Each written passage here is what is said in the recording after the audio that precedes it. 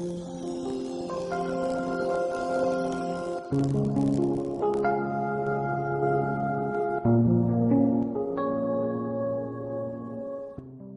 of the 32nd week in Ordinary Time. A reading from the Book of Wisdom. All men were by nature foolish, who were in ignorance of God, and who from the good things seen did not succeed in knowing him who is, and from studying the works did not discern the artisan. But either fire or wind or the swift air, or the circuit of the stars, or the mighty water, or the luminaries of heaven, the governors of the world, they considered gods.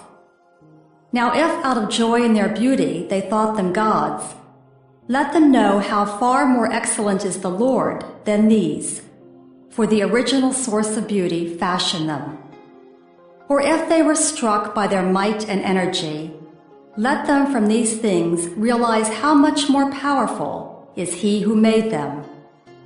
For from the greatness and the beauty of created things, their original author, by analogy, is seen. But yet, for these the blame is less. For they indeed have gone astray perhaps, though they seek God and wish to find him. For they search busily among his works, but are distracted by what they see, because the things seen are fair. But again, not even these are pardonable. For if they so far succeeded in knowledge that they could speculate about the world, how do they not more quickly find its Lord? The word of the Lord. The responsorial psalm.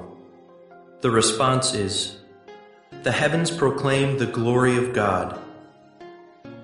The heavens declare the glory of God, and the firmament proclaims his handiwork.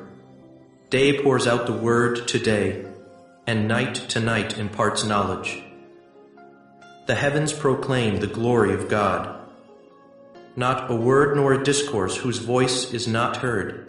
Through all the earth their voice resounds, and to the ends of the world their message.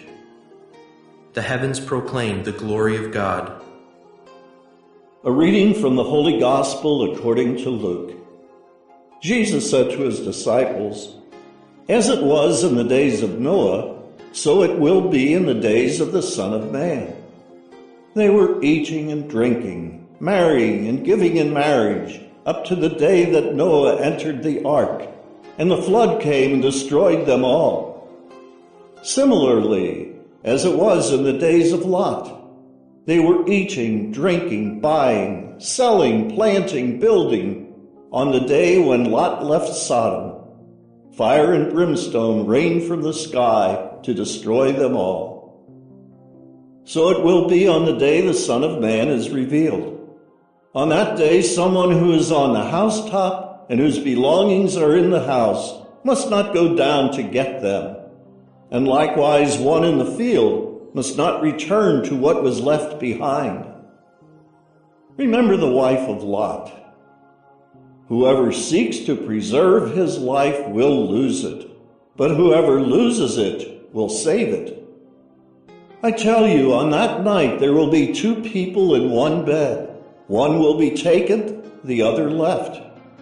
And there will be two women grinding meal together. One will be taken, the other left." They said to him in reply, "Where, Lord?" He said to them, "Where the body is, there also the vultures will gather." The Gospel of the Lord.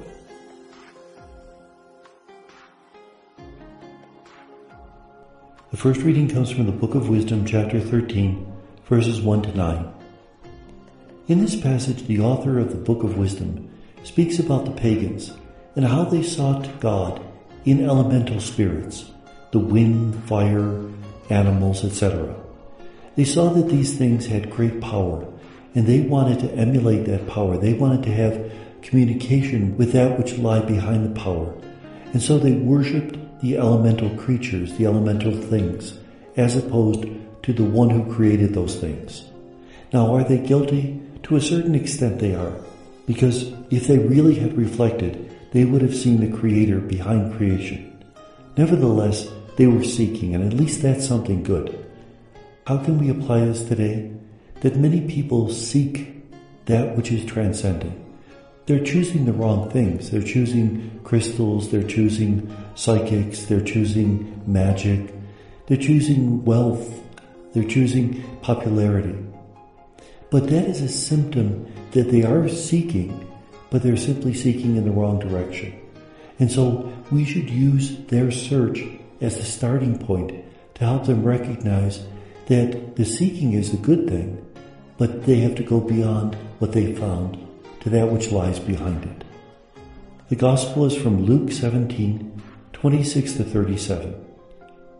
Jesus speaks about how quickly the day of the Lord will dawn, like in the days of Noah when the flood came unexpected, like in the days of Sodom and Gomorrah that the destruction came unexpected. You have to be ready because you don't know when it's going to occur.